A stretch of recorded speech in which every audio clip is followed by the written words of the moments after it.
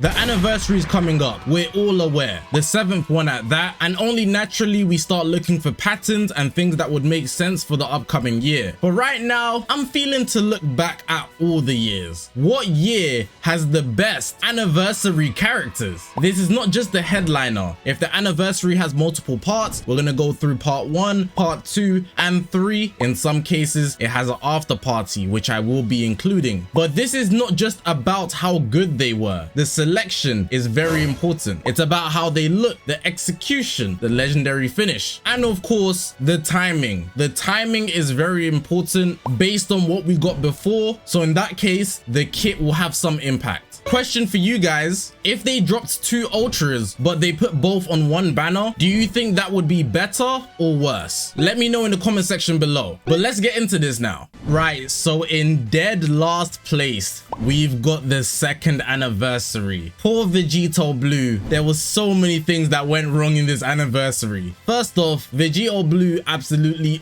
owned this anniversary, and that's also part of the problem. He was just too good that everybody else was just poor. The selection was okay, I guess, in the part 1, but really dropping Pycon in the middle of your anniversary, I don't even want to talk about the rest of the anniversary anymore. The meta was horrible, so that speaks for itself. I think the choice of Vegito Blue was perfect. Nothing wrong with that. It's a Vegito and it's the 2nd year, so they're going right. That's 2 for 2. Obviously running off the fact that they dropped the Vegito in the 1st anniversary, but then everything else pretty much just seemed poor. The 1% sparkings were good though. Shout out Fusion Zamasu and Rage Trunks, but that's about it. This anniversary easily in last place. Next up, we got the 3rd anniversary with Super Saiyan 4 Gogeta and Corrupted Zamasu. Now let me first point out that Super Saiyan 4 Gogeta should have been way more powerful than he was on release, because it led to him getting a platinum equipment not too long after that. Corrupted Zamasu, personally, and I think most people can agree now that time has passed, I don't know what they were thinking he would hang with G4, but just putting them together also just didn't feel good. Obviously the units themselves looked good, so in terms of execution, fine, they won. But before that happened, I would not have expected a Corrupted Zamasu in the anniversary, and since then as a headliner, they've sure shied away from putting an antagonist as the headliner for an anniversary. Unironically, they did it in the festival recently in 2024, and people didn't like the star of that festival. So really and truly, putting an antagonist next to a protagonist, let's keep away from that. But they looked good, the meta wasn't too bad, which is obviously all great, but not for long. They had the bright idea of dropping Super Saiyan 2 Gohan from the BoJack movie, and this unit was insane. In terms of execution, I personally do like the animation from this unit, but people were crying and saying it's a reused animation. Well, it's the source material, brother. Get over it. But for that reason, I can understand that people weren't happy, especially because it's the anniversary. So for those reasons, this is my 2nd last pick. Next up, we've got the 4th anniversary. Now, the start of this anniversary wasn't great and the meta was horrendous. First off, let's start with the fact that MUI Goku leaked. The headliner leaked. They leaked it. Oh my god, this was one of the biggest events we've ever had in Dragon Ball Legends history. Seeing that on the App Store, they showed MUI Goku early, so everybody knew he was dropping. But the 1% sparking alongside him was absolutely horrendous. The meta already explained it was bad, and that was because tag droids existed and there was the purple Wii, so people were running red, purple, and it was absolutely insane. You couldn't overcome this team. But even moving forward, the other parts weren't great. In that same anniversary, we got Dragon Fist, and I wouldn't say Dragon Fist was amazing. Tapion was the real gem of that release, but shout out Dragon Fist because his LF, I would say it's one of the top tiers in Dragon Ball Legends, and here come the, oh, but it's a reused animation. Well, the reused animation is probably better than your favorite LF, my boy. And then to end it off, we got Ultra Super Vegito in that anniversary. Completely fine, to be honest. I think he's the most balanced release we've ever got for such a high caliber unit. They did him very well, considering there's 2 overpowered reds, right? Tag droids and MUI Goku. This guy, Ultra Super Vegito, his combo potential was insane. The counter did so much damage. You see how Golden Frieza's comeback in its prime could do maybe 3/4 of your bar? This was what his counter was doing in its prime, and it didn't really matter if he was a red. Of course, reds could also get over him, but that's what made him balanced. So I wouldn't call him an undisputed number 1, but he was very good,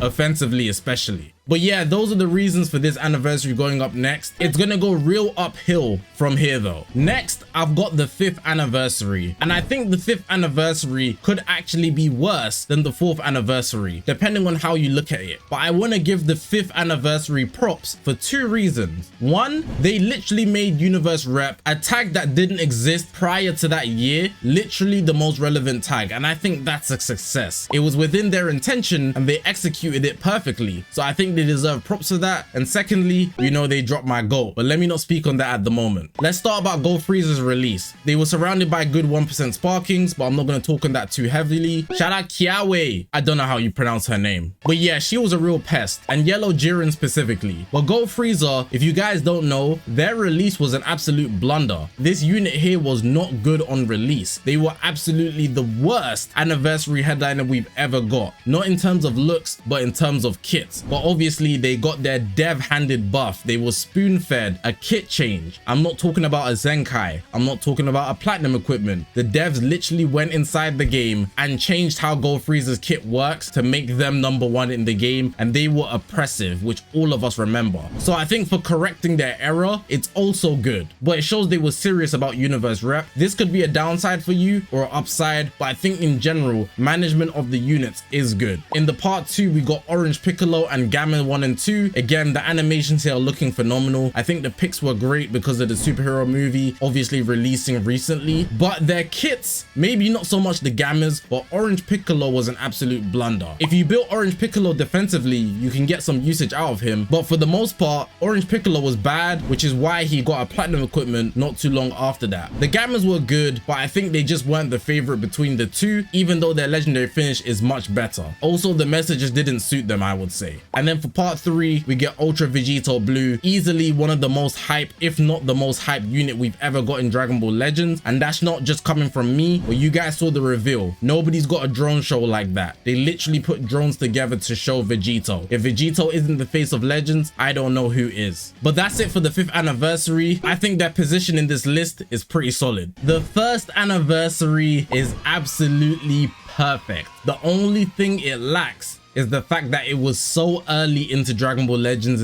existence. It doesn't have the aspect of an Ultra, which also could just be a good thing in some people's eyes, but I really think it was perfect. Legends Limited Super Vegito, perfect pick, just did well. Everybody liked him, his animations were amazing, but they also did super well with how they did the banners and also the 1% sparking. So we had Goku Blue and Vegeta Blue, then on one side each, we also had Buhan and Golden Frieza. This was just amazing. We got one overpowered unit who's available on both banners. Then we also got Goku Blue and Vegeta Blue. You summon based on which character you like more. And there's also 2 antagonists, Golden Frieza and Buhan. We've got a Buu Saga antagonist because Super Vegito, but we've also got Resurrection of F with Goku Blue and Vegeta Blue being there. This anniversary just made so much sense with their character selection. The units were all good. Super Vegito being a tier above the others, but they were all good and usable. High standard, animations for the time at the 1st anniversary being spectacular. There's nothing bad to say here. Where it is on this list, it could be up 1 potentially depending on how I'm feeling, if I'm pushing nostalgia, but honestly, I think it's a good spot, but there's really just nothing bad to say. I simply just think because it's early into Dragon Ball Legends' development, we only get 1 legendary finish, so the caliber of animations we could get is limited. Super Vegito, he's top of the crop, but the other characters, they're just not going to be hanging the same way, only naturally. But shout out the 1st anniversary, it's just different. And in 1st place, I've got the 6th anniversary. Now there's a lot of people that will probably disagree with this, but my explanation will make sense once you hear me out. And feel free to disagree regardless, but I know my explanation is absolutely facts. Being the 6th anniversary, it's very hard to increase the bar because we've had so many anniversaries that have been good, which means that to surpass that, you have to do even better. But they somehow managed to give all of us that feeling in the part 1 of the anniversary. We were all expecting fusing Super Vegito at that, and his animations blew us all out the water as they took the Kakarot animations. That was completely unexpected in itself. But if we go a step further, we did not expect to get 2 fusing Fusion Warriors. Gogeta Blue also appearing was something that just changed everything for that reveal. Fair enough. If you asked anybody prior to the 6th anniversary, they would tell you that 2 Fusion Warriors in one celebration is not possible. It won't happen. It's never happened before. Well, they proved us wrong, and they increased the bar in a way we did not expect. People were saying God Goku was going to be part 1 of that anniversary, but he just wasn't. And because of the stakes here, it's the 6th anniversary. It's very hard to surpass the 5th already, and we had other good anniversaries such as the 1st. They started at a high ceiling. To match any of those or even go beyond, the task is much harder than to just create something when there's no expectations put on the game. That alone is a big reason why I have them at number 1. The unit choice was also just to my liking. Fusion Warriors are always going to sell and do good. The part 2, God Goku and Ultimate Gohan, I would say God Goku's animations were good, but the meta wasn't the greatest, I will not lie. But it wasn't the worst either. I think they did really good in terms of variety. It's more so that it was just obvious what characters are better than the other, while God Goku is getting snubbed. And I think their choice for the ending is also another way of surpassing the bar. Ultra Super Saiyan 4 Gogeta, people started hesitating on whether he was going to drop. I know there's going to be people in the comment section saying, no, it was very obvious. But once we saw 2 Fusion Warriors, people were very hesitant on the idea of getting 3 Fusion Warriors, but they went ahead and pulled the trigger and did it anyways. Releasing such big bombs in one celebration is a very brave move for the Dragon Ball Legends devs, because they might have to go some other celebrations without dropping these same Fusion Warriors. But for this anniversary, they pulled out all the stops to make it that enjoyable. Again, the meta wasn't great when G4 dropped, but they also hit us with another surprise, which also I think is very nice. Omega Shenron starting this after party thing. Raid Shenron, very good unit. The 1% Sparkings in this celebration did well. Blue Beerus, I would say, did the worst, but we had Evil Majin Buu, Shin, and for a little while,